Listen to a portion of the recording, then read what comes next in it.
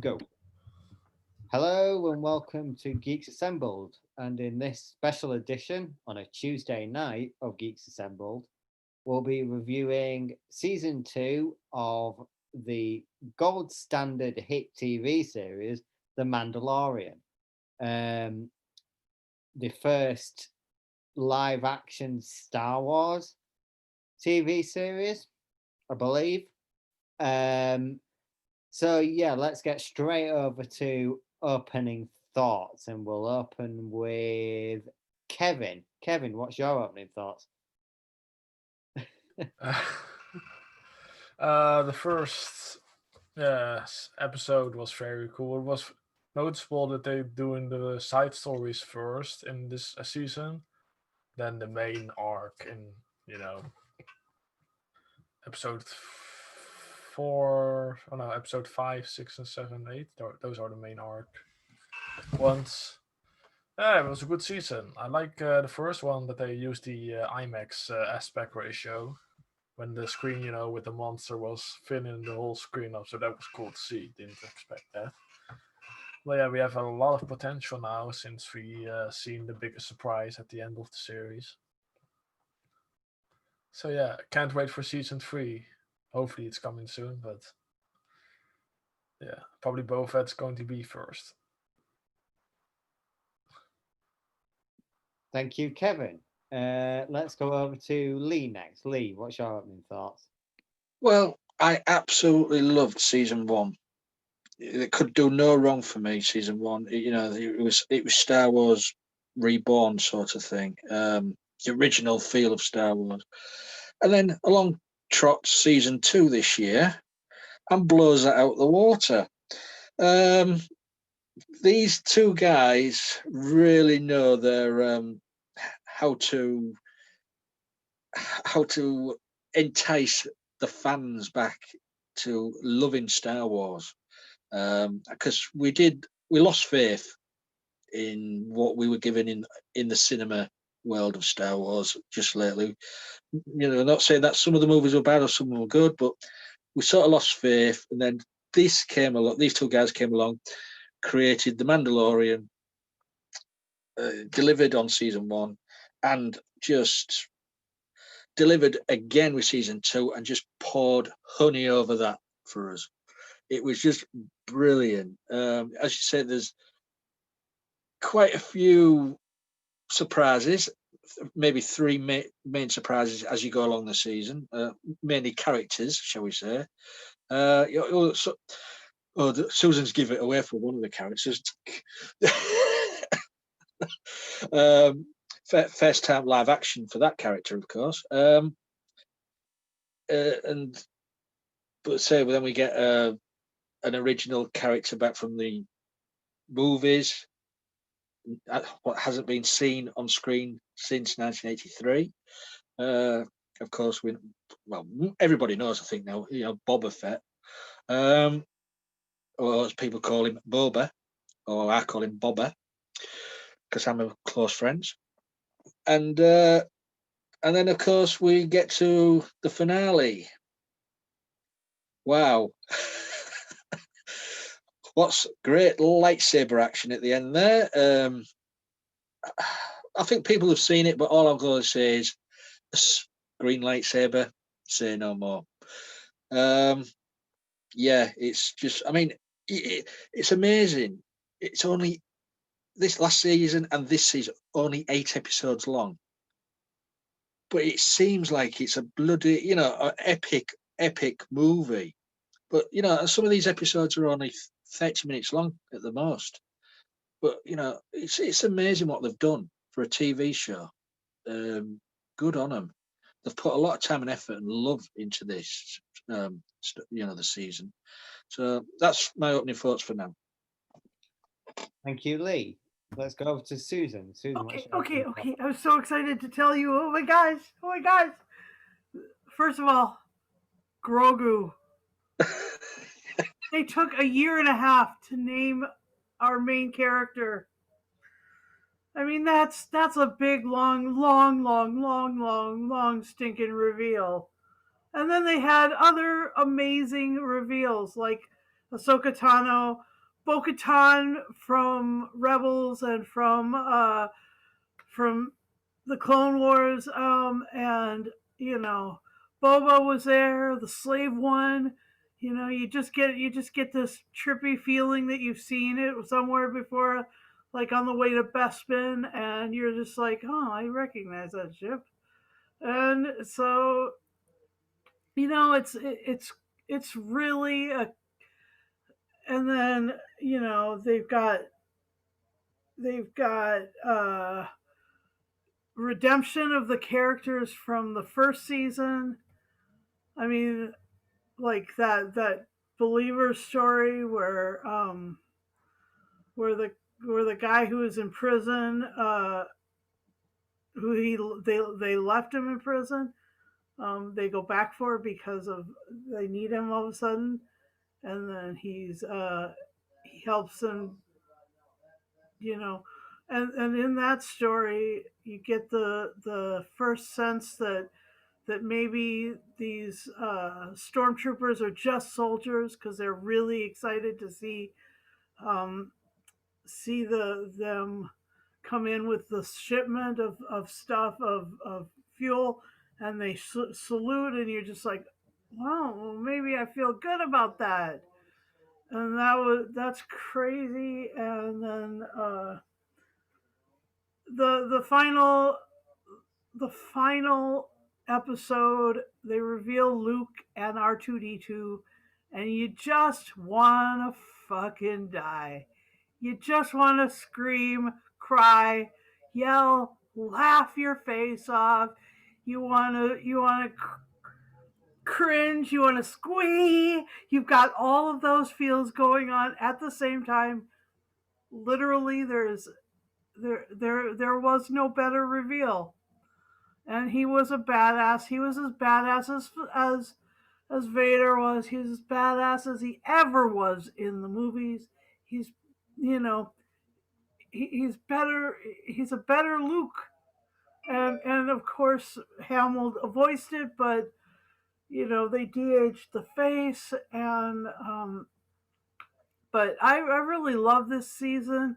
I loved all the Mandalorian lore that went on, the Jedi lore, the fact that Grogu was at the temple studying with these guys, with everybody, including Anakin. I mean, he's Anakin's age.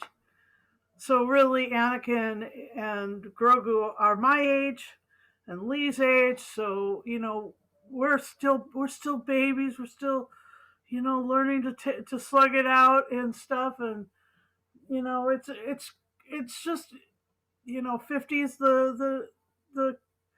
the new 14 and a half. That's just the truth about this subject. Anyway, so yeah. Brilliant. Jon Favreau and Dave Filoni are amazing. So I'm so excited to talk about Baby Yoda. I'll talk about Baby Yoda Grogu forever.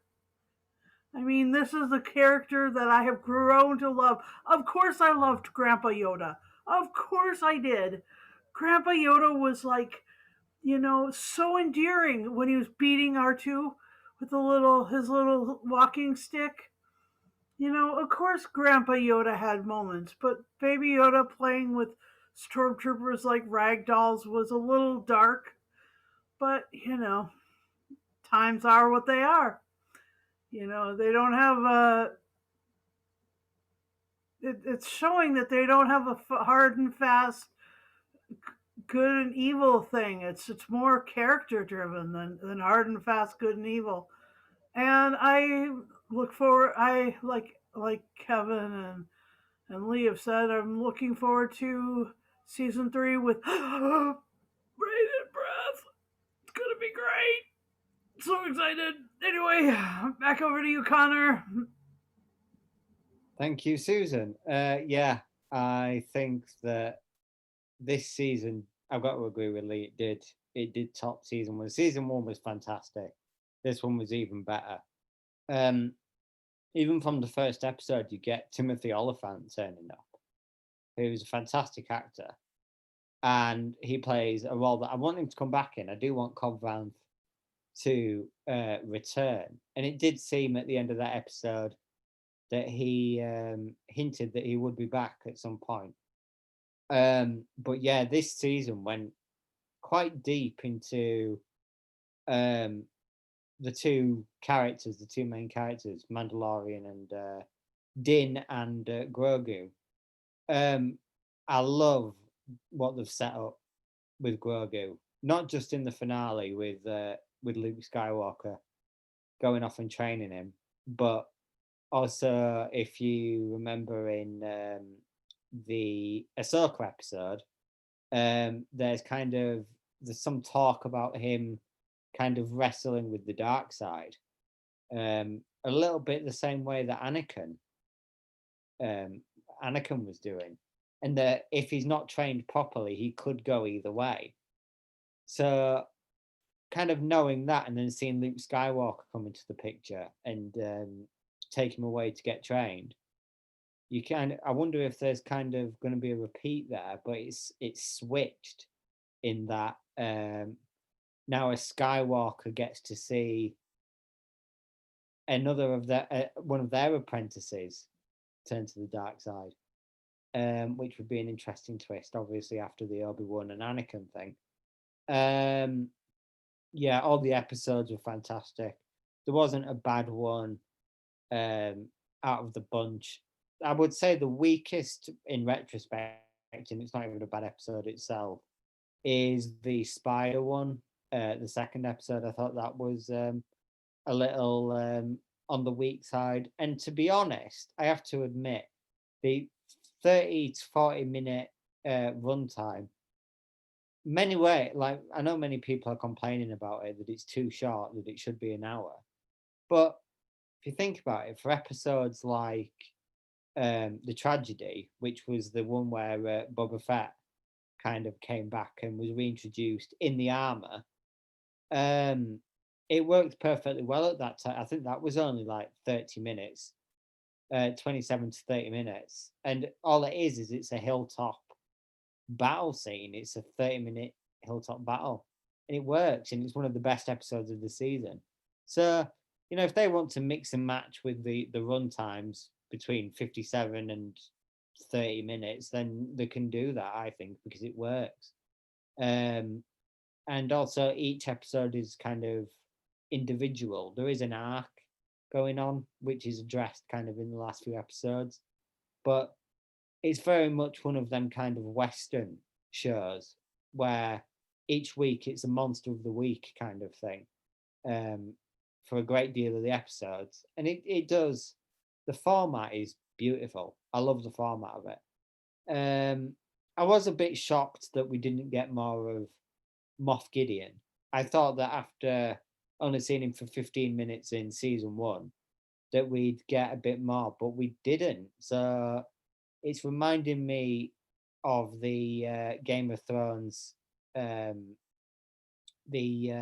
White Walkers sort of thing, where they're kind of showing them in little bits and building them up to the massive conclusion. I hope though that Mandalorian does kind of get to that massive conclusion with Gideon, that it doesn't disappoint like Game of Thrones did. But I'm now convinced after the Ahsoka thing, and now that there's an Ahsoka spin-off announced, I'm convinced that the big bad isn't Gideon. I think it's Thrawn. I think he's going to be introduced into, and he's going to play into this big climactic event, end game level event that they've teased for all of these spin-offs that they've announced recently. But yeah, great characters. Fennec, who appeared in one episode of last season and seemingly got killed off, coming back, and she's become a pretty big character. A lot of people love her, and she's now in the Bad Batch animated series as well, and obviously Book of Boba Fett. So she's going to be a big player to come. I'm not a massive fan though of Cara. I don't really like Cara Dune, and I don't like Carl Weathers' character, Grief Karga. I think they're a bit wasted. And as Susan mentioned, actually, one of my favorite episodes, and it's because of the the topic matter it kind of it plays with is the belief episode with Bill Burr as I can't remember his character's name, but I also think he'll be coming back at some point, probably in the Rangers TV series. How they're really kind of two sides of the same coin, and one of my personal favorite scenes of the entire season was when Bill Burr's character shot the Imperial officer. That was tense. That's how you build up tension and how you execute on tension. Jon Favreau and Dave Filoni have absolutely 110% saved Star Wars. I've loved Star Wars all my life, but I've never been this enticed into it. And I've never more wanted to see what happens next. And anything they give me now, any spin-off, any movie or anything, I'll just eat it up. And I did like The Last Jedi. I was a massive fan of The Last Jedi. Wasn't so much a fan of Force Awakens and Rise of Skywalker. But the Mandalorian kicks the sequel's ass. It really does. It's this is proper Star Wars. This is the Star Wars that George Lucas envisioned, and I think that it's Dave Filoni really that understands it the most, because I'm hoping to go back and watch the Clone Wars, but apparently the Clone Wars is very in that kind of vein of proper Star Wars.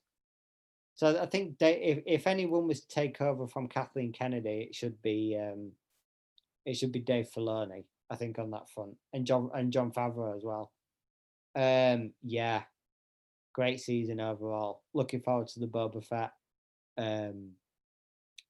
Boba Fett spin-off. And as no one's mentioned yet, Bib Fortuna got quite fat, didn't he?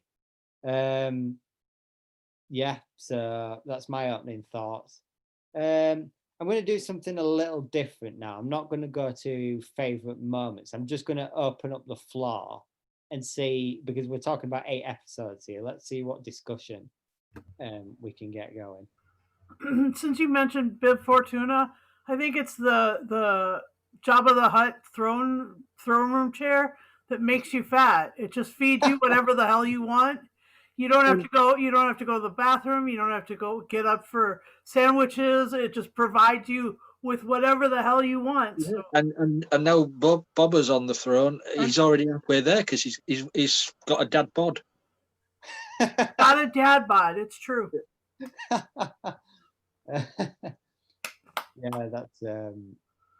I must admit, when they said when they set up the if you go to this temple on this planet, I can't remember the planet's name.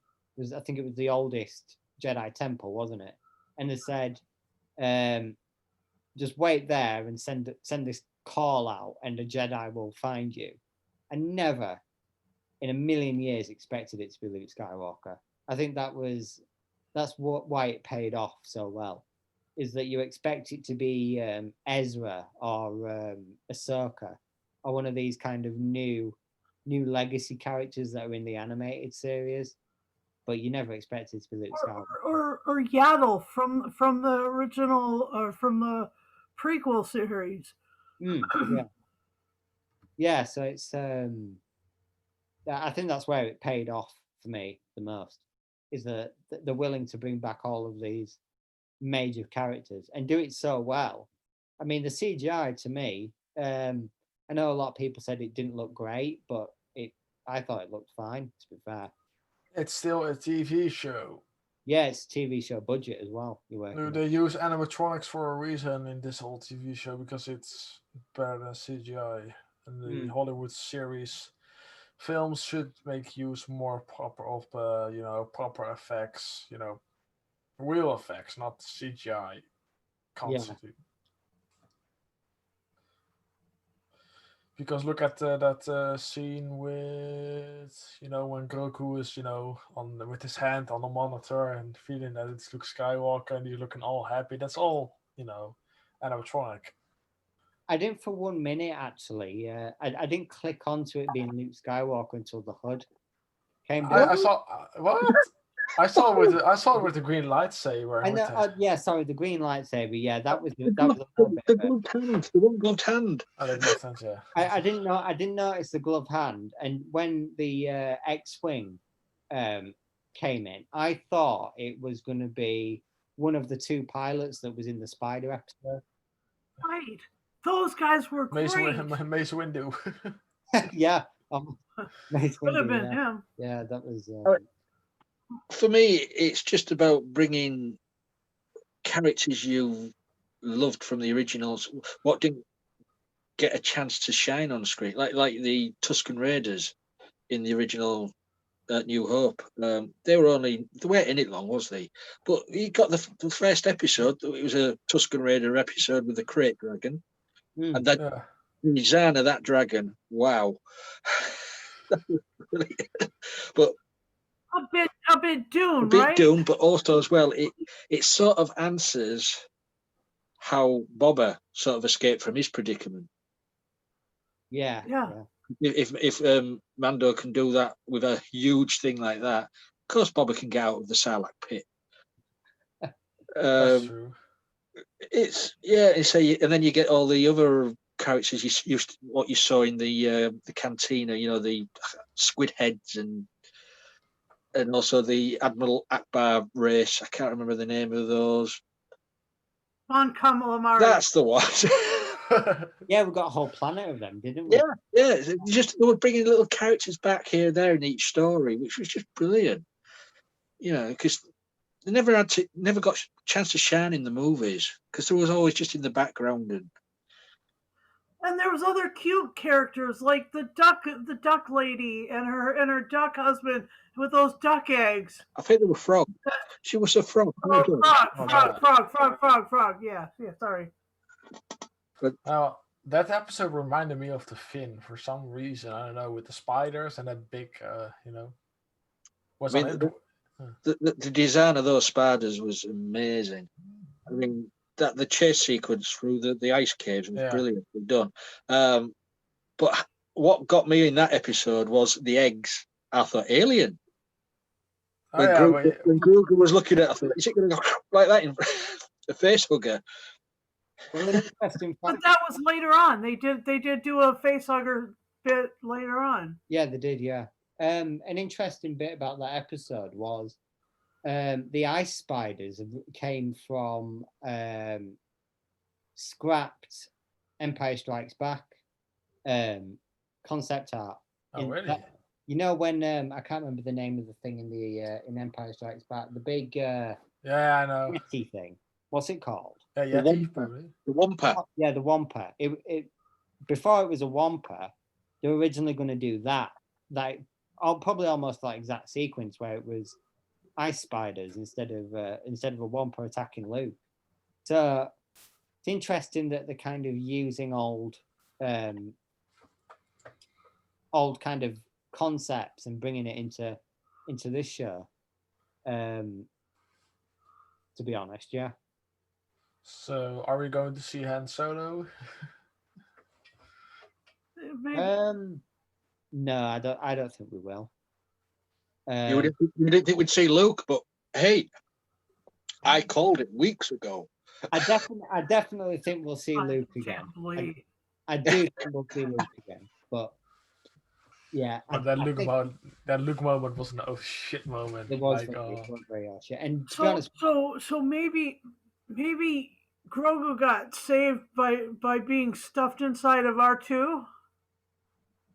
That there was a rumor that it was like some speculation based on the fact that R2 kind of said something to Grogu, that R2 was the one that saved Grogu from Order 66. Yeah, exactly. That's what I'm thinking. Which would have been a good tie-in, but I can't remember where R2 was. Wasn't he on Mustafar with? Oh no, because obviously Anakin was in on Coruscant, weren't they? So Yeah. Oh, I don't Oh, know, but that I think it's possible. Yeah, It was. I think it's a good possibility. They can do anything they like, really. because Anakin doesn't have R2 after he becomes Darth Vader, right? That's correct. Yeah. Because Are they going to make a series about that, about Darth Vader? No, because I think you already got 6 films, didn't you, based around? and also you've got Comics. well you've got the Kenobi series coming along with Vader in it. Yeah, Played by Hayden. Yeah. Hayden. Yeah. He probably gets a decent script. Oh, Yeah. yeah. That's the best part of it. Where immediately, as soon as I saw that Hayden was announced as coming back, I was like, "We're going to finally see him with good writing." But Hopefully. he's been in shows with good writing, and it hasn't been stellar yet. He was in Breaking Glass, which was a fabulous script, just beautifully written script, full of danger and jeopardy, intellectual property, and stuff like that. And he kind of he's so Oh, it's more him than the writer. So I'm like I'm worried about anything about Kenobi to do with Hayden. But you don't have to worry about facial expressions, will you?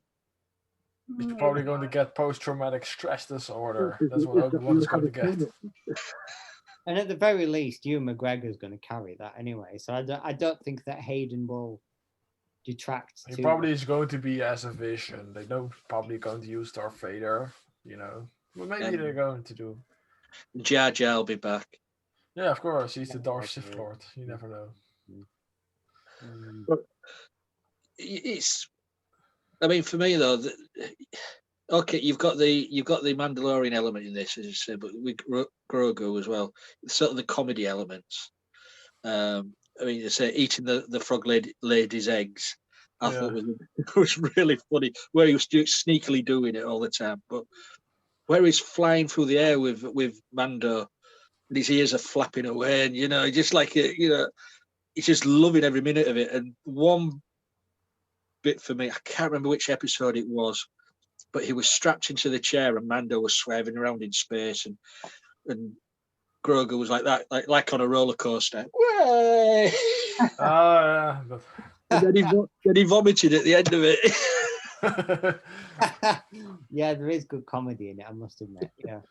Yeah, there was also in season 1 with those stormtroopers, those 2 stormtroopers talking, and then I mean, that was a good scene as well. I mean, you mentioned stormtroopers, the dark troopers. Those, damn. So well done. I mean, I don't. Are there? I mean, to me, are there that many Star Wars offshoots and franchises? Are they from a particular video franchise? game? They're from the video game from the 90s. They're a really old video game idea. So you see, they're just bringing stuff from everywhere. I mean, the dark saber. They're giving what you call it, canon, quote unquote canon status to everything. What we thought was retconned and broken off, the whole idea of Admiral Thrawn and stuff like that is being brought in by these guys. These guys are fans of everything that was written before and everything that's written now, and they're fans of all the. I mean, they're intimate with all the comic books, all of all the shows that they're working on, Rebels and Clone Wars, and they're just, these two are phenomenal. They're fanboys making art. I think we are at one point. I'm pretty convinced we're going to see Yoda's homeworld now, and Grogu and Yaddle's. I think that's probably going to end up being a strong possibility. and they'll finally give a name to that species, which in Far Star out. Wars terms is That's huge. that's even a longer reveal. Yeah, that's huge. Like that's one of the big. I think that's one of the things that most people have wanted since probably the originals came out. So that is an even longer reveal. Yeah, nearly. They're probably going to do it in the series final at the last minute. Yeah, I think they probably could well do that. Yeah. Didn't you mention there's gonna a time jump for season 3? I haven't read about it. Yeah, I think there will be. What do you mean time jump? Like a couple of years. So like time travel? No, like they'll say 5 years later. yeah, 5 years later it'll take place. Oh. So I think what they might want to start doing is taking advantage of Grogu being able to talk and stuff like that, much like Yoda. Are they going to do that? Or they maybe going to do it, or revolve around Mando? I don't think that they'd want to waste the opportunity of at some point showing Grogu kind of handling the Force with with some training. I think they might want to build him up to be as powerful. One thing I've noticed about Star Wars is that in every little property that involves a Jedi, they always try to build the Jedi character up to be the most powerful to ever have lived. So, you had in the originals, you have Luke Skywalker, and then you had Anakin, and then you had Rey. I think that they might want to try something like that with Grogu. But but Filoni and Favreau don't do that. They've given Ahsoka so much power, but then they pulled her back, and then they give it to her again, and then they pull it back, and then they give it to her again. It's more of a dance with the Force and the power structures in her life. She is a really rich character in her whole character arc. Yeah, I think it would be nice for them to try something new with that sort of structure. Maybe not make, but I do think that we will at some point see Grogu fully trained or near fully trained, and as probably a teenage. You know who I think he's going to talk like? I think he's going to talk just like the Mandalorian. I think he's just going to talk like Din. I think that Din has given him his the language structure that he's going to use because he's just listened. He just listens to Din with those great big ears. That's all he's picking up is Din and that family, that 2-person family. Grogu will sound like Din on some level. It is an interesting thing, to be honest.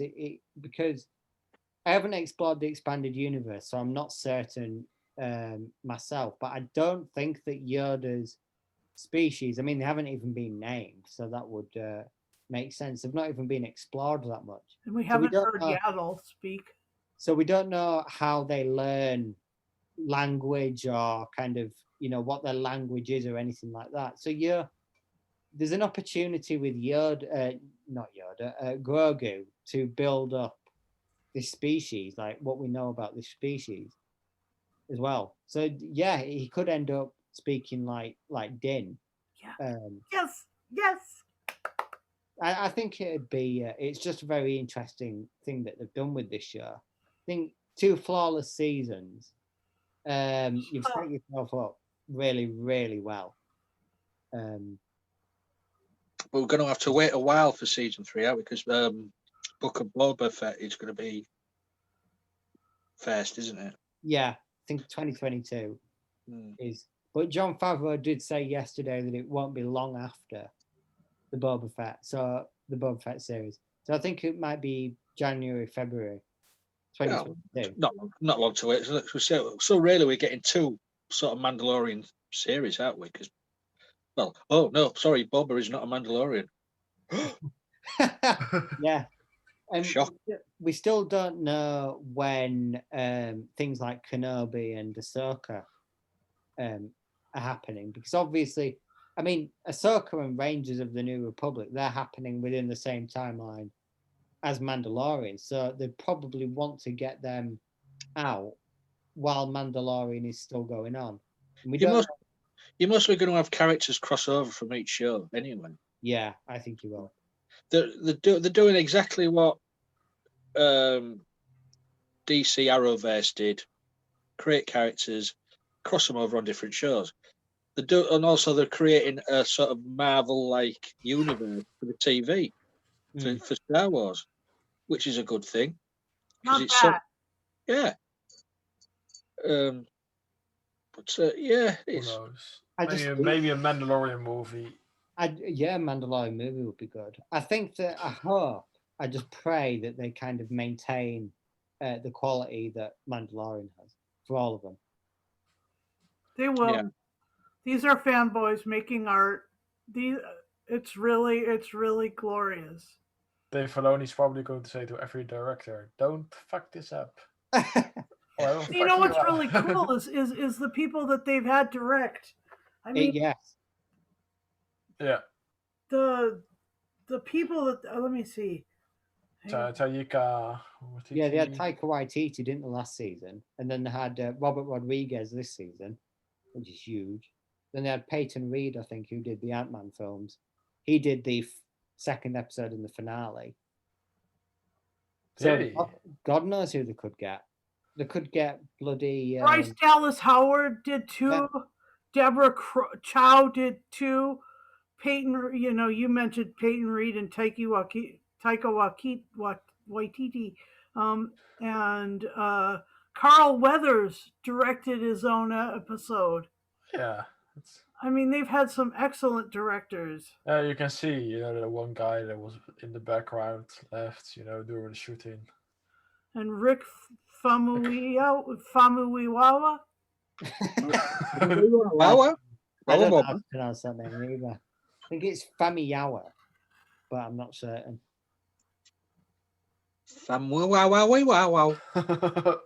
Anyway, yeah, so fantastic work, directors. And also as well, I don't know if you've touched on the final scene with the Luke saber battle with the Dark Troopers, but someone pointed it out on the internet how similar it was to Vader in Rogue One. Yeah, it was nearly shot for shot. Really? Yeah. Well, yeah.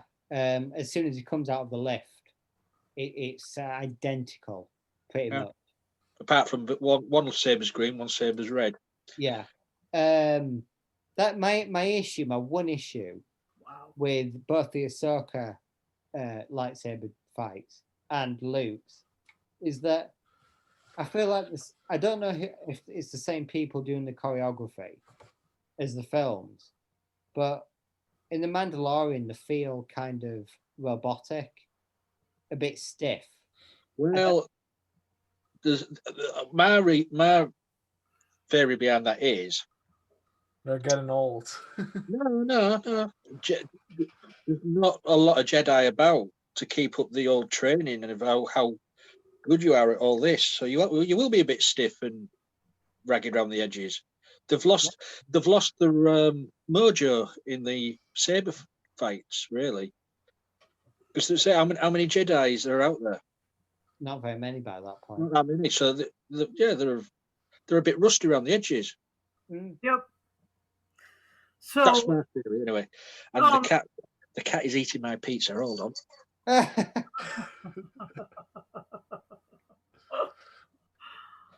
So our friend Jake really loves the music. Yeah, that theme song. And my subwoofer is loving it at the moment. And Ludwig Göransson, he's written some catchy tunes in this. He has, yeah. He's very good composer. It's very Star Wars.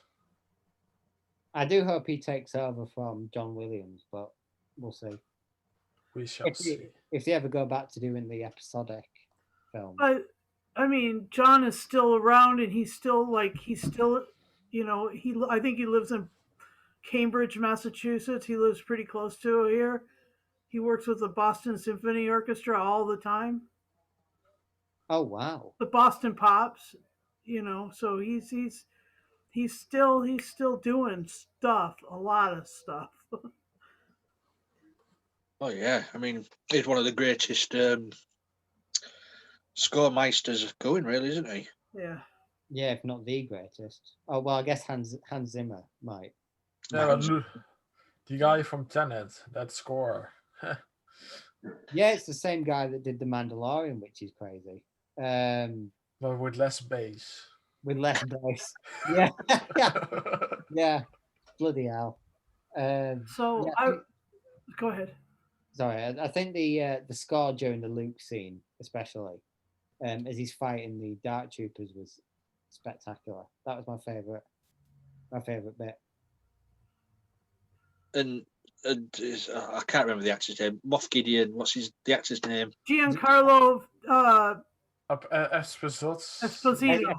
Esposito, yeah, I think it's Good job you said it. The guy.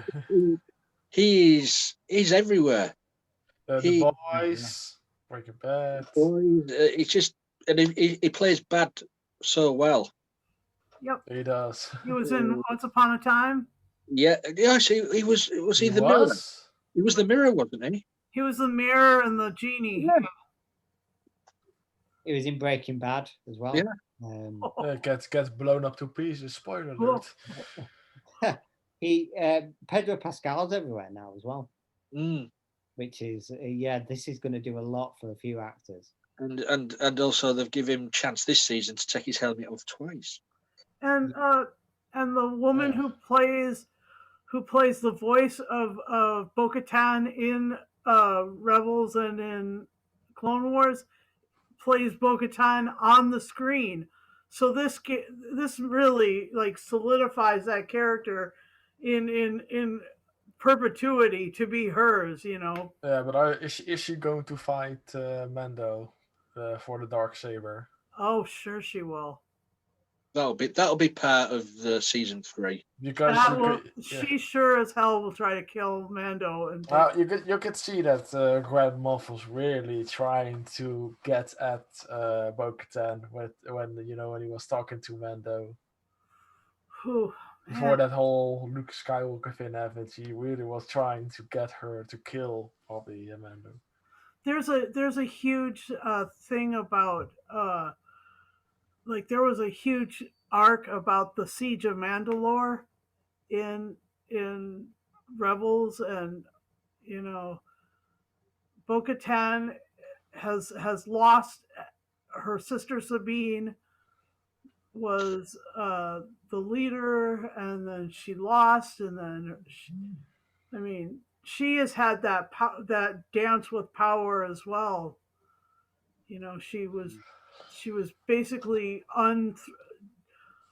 thrown out of government, and then brought back, and then thrown out. Jeez, that's the thing with this. It's like amazing. Like, yeah, as I say, it just brings all. Well, as I say, me and Susan are older than you two, but it brings back all the memories of the original trilogy, the feelings of when they were out on the the movie screens. It is just, I feel the same like I did back then. You know what I mean? Okay. Just watching this on a small screen, Okay. and it's amazing what they've done. It's brought back a new hope. Yeah. I think one of the most extraordinary things is kind of after watching that finale is that I think I was the first one in this group to see it. I'm not certain, but I think I was. Timestamp Connor. Yeah, I think immediately after I went on YouTube and looked for reaction videos, and the amount of people that were like in the 30s crying. I saw it. What had just unfolded was incredible. I'd never seen a reaction like that to anything. I think it really has kind of re-energized Star Wars as a franchise. Like, from now on, people are going to be keeping a close eye on Star Wars because I think they've finally kind of got the shit together.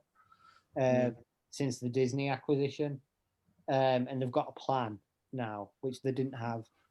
And that was the cool thing was before with when the extended universe after Return of the Jedi and all those books after that, they were all in a chronological order as they were written. They were fit into the story, and they had they had to fit in a certain parameters, and they had to lead certain characters to certain things, and that's what they're doing. They finally have that kind of plan again. I mean, that's why they brought back Thrawn, because that was one of the best series. The Heir to the Empire series was fantastic. There were like 3 or 4 books that were just amazing. I think they were written by Timothy Zahn, and whoa. Yeah, that's one thing that Mando's it's made me want to go back and read that, even though they're not canon anymore, they've been they are again, though. Are they? Well, because they're going to be in the Mando. They are canon again. Yeah, that's true. Yeah, it's like the Filoni and Favreau have taken the legends and the canon stories, whatever, and just kind of went. Yeah, that's a fair point. Yeah, merge everything together. Yeah, good. Yeah, like a shit. A lot better idea. And I say at the end of this, you got the book of Boba Fett at the end of the finale. I'm hoping for that series as well. We get to see some of the other bounty hunters. Oh yeah. Yeah, like Dengar and Forlom and Bosk and RG. RG. We're probably going to. I think our IG-88 was wasn't that the It was RG-11 and RG-88, which I can't remember which one was which. I think Tyker's one was IG-11, wasn't it? Yeah, RG-88 was the bounty hunter. Yeah, it was bounty hunter. Yeah. I mean, you've got all those bounty hunters. I'm just hoping we get to see some action with them, like in Book of Boba Fett. And in the animated series, or whatever series has appeared in, I believe Dengar was voiced by Simon Pegg. So just get Simon Pegg to play him. I mean, that's a big name actor. You know, wrap a bandage around his head, he'll be all right. Bandage like that's a big name. So to get that would be a draw for many people. I also like now how to kind of go off Mando a little bit and just talk about the spin-offs in general. They are looking into new eras. Finally, they're looking into the High Republic and stuff like that. So you're going to get such a range. Yeah, it will be a really rich Star Wars future. And here I thought after the 9th of that huge, novelology, that it was going to that they were going to sort of taper it off and end it or whatever. But Mandalorian has just supercharged it again. I would not be disappointed if they just kept Star Wars to Disney Plus as well. If they made it a TV thing now. I think the movies, if they do individual movies like Rogue One and Solo, it could work. But get rid of the episodic format now, because it's very clear that kind of Disney Plus and these spin-off series and stuff like that, and spin-off movies eventually, is the way to go. And you can always just put the movies on Disney Plus. And you can always animate them. Yeah, and you can make more animated stuff as well, which is working really well for them. Tom Baker, I mean, our very own 4th Doctor, Tom Baker played the Tundle or Tum. Anyway, the big guy who knows about the full holocrons. Anyway, that guy. He did so well. I mean, his you can get awesome actors like that in. Michael Bean was also in it. Yeah, Michael Yes. Bean appeared in an episode, which was incredible. I wish they used him a bit more, but He was Christ, old, man. I was like, oh, I can still recognize him, but he changed. wow. Yeah, Look, everybody gets old, Kevin. You too, yeah. God, yeah. I can't wait to see who they get next, because they're obviously gonna kind of gun for big actors. I think. I think they've got people queuing up, haven't they? Really? Yeah, and I think directors as well, like getting Taika Mm. Waititi and Robert Rodriguez and stuff like that. God knows who they could get.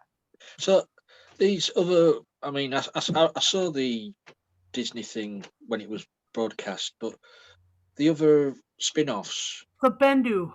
Tom Baker played the Bendu. These other spin-offs.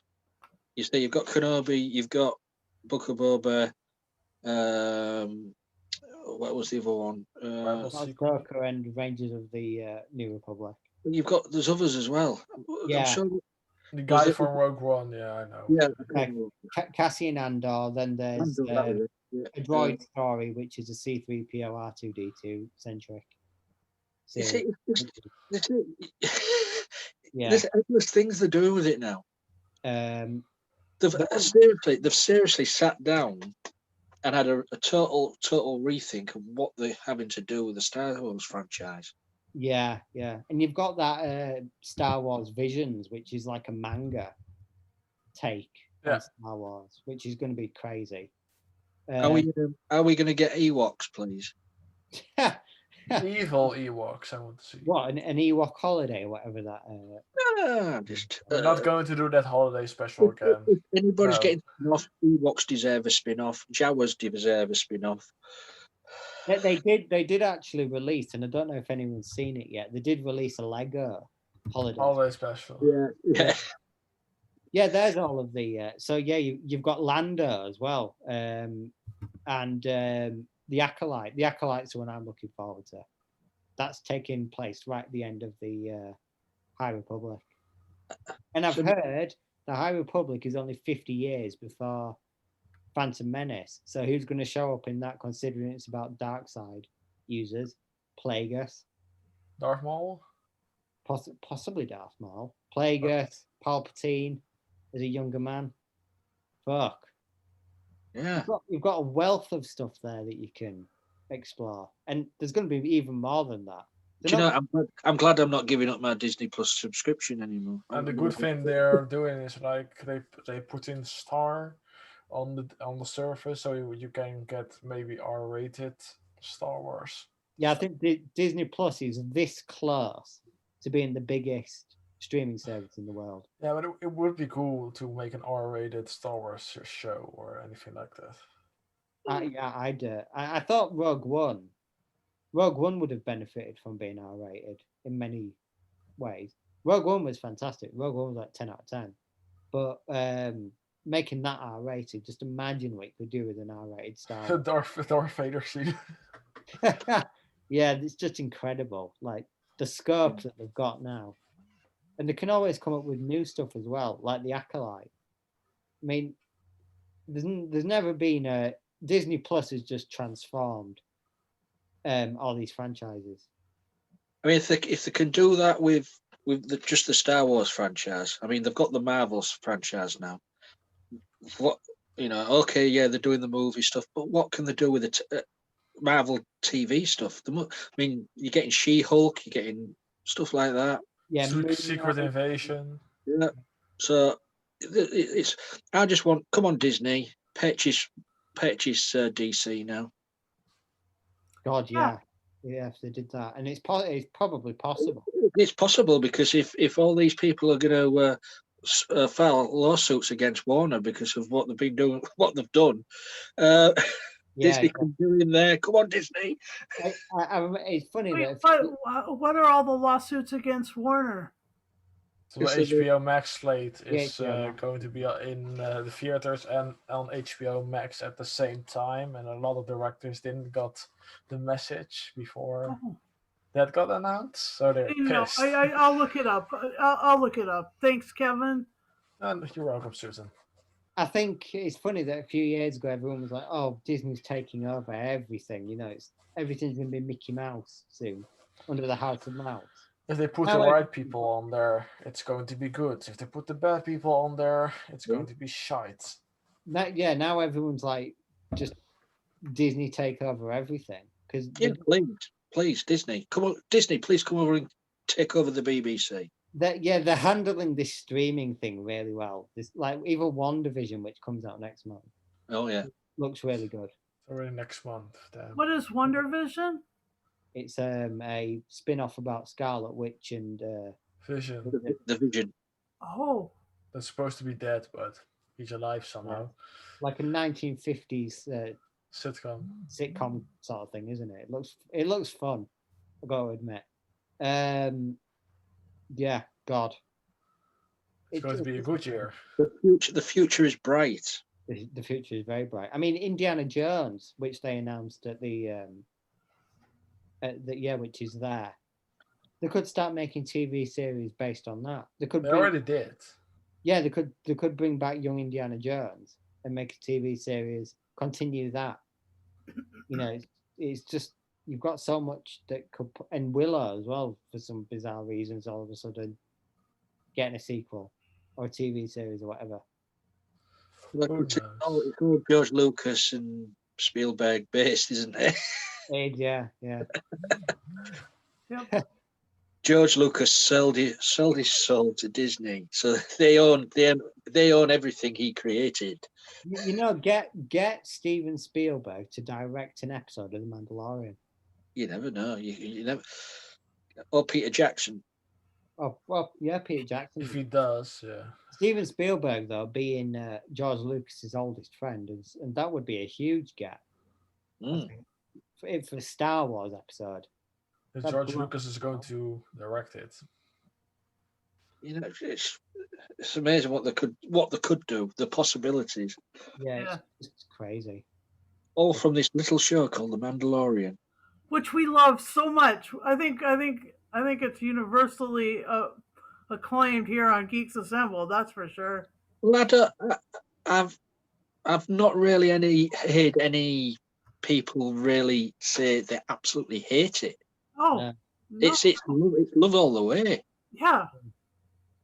So Among Star Wars fans, that it's like sliced bread to them. I've noticed. it's not just Star Wars fans. It's just the casual viewer or who dips into it and think it's amazing. Yeah, my mom watched it with me this season 2, a couple of episodes. She liked it, so she even hasn't seen Star Wars that much. But yeah. Has anyone else got anything more they want to say? I just thought it was a bit so touching. In the finale where Grogu was sort of pleading for him to take his helmet off. Yeah. And he did, and he touched his face. That was the first time he's touched his face. I didn't realise, but there's actually a parallel to something else, Luke related, for that scene. Can anyone remember what it is? Vader taking off his helmet. Yep. Oh yeah. Yeah. It's crazy. That I love that tweet. I liked that. Yeah, Pedro Pascal, just give him everything. He's fantastic. I love Pedro Pascal. He should get an award for this, to be honest.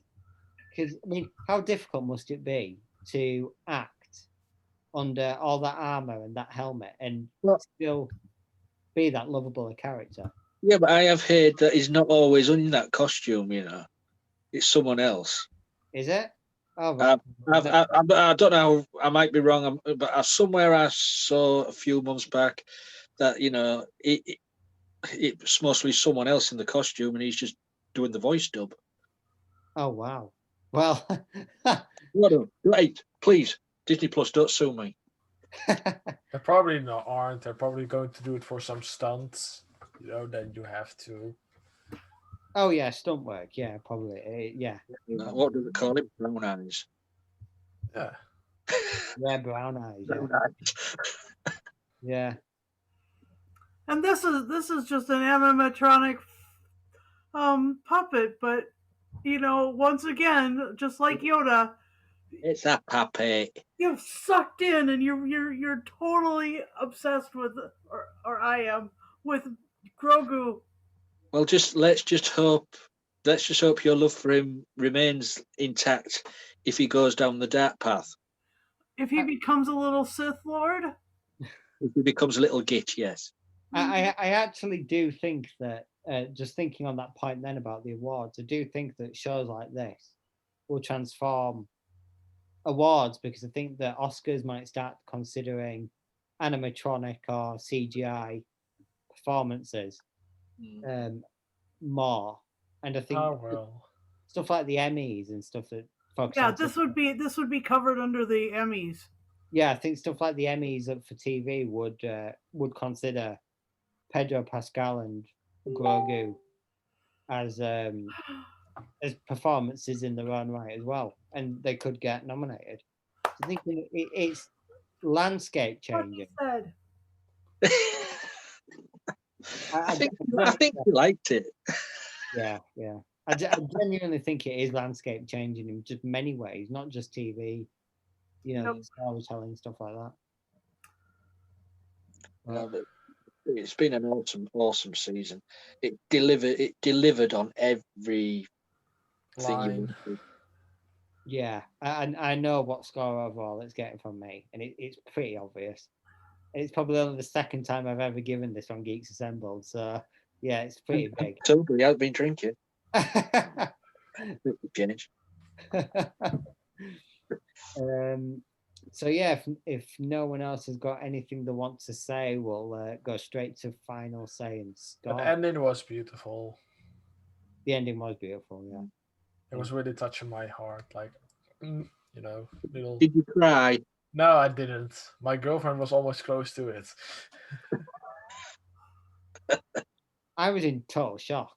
I was like, wow. Okay. I didn't expect it to leave him that soon, but I think after I watched the episode the whole way through, I watched that scene itself about 40 times. Yeah. You got a lot of times on your hands. People have to work, Connor. Oh yeah, it's only like 2 minutes though, isn't it? So what's that like? Yeah. Okay, maybe an hour. Yeah. So yeah, I guess that's it for our review of The Mandalorian season 2. We'll go on to final saying scores now. Lee, what's your final saying score? This is one fucking amazing TV show. As I said at the beginning of this, season 1, brilliant.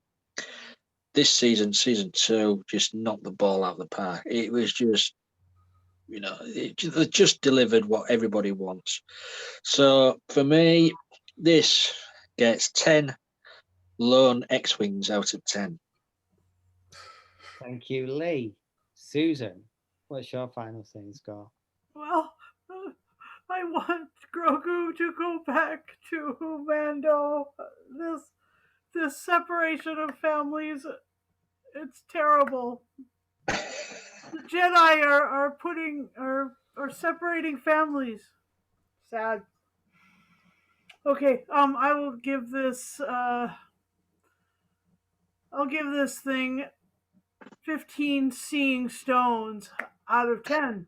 1.5 times as good as I ever thought it could be. Thank you, Susan. Kevin, what's your final saying? Going to give it 10 out of Alien X. Let it go 8. So.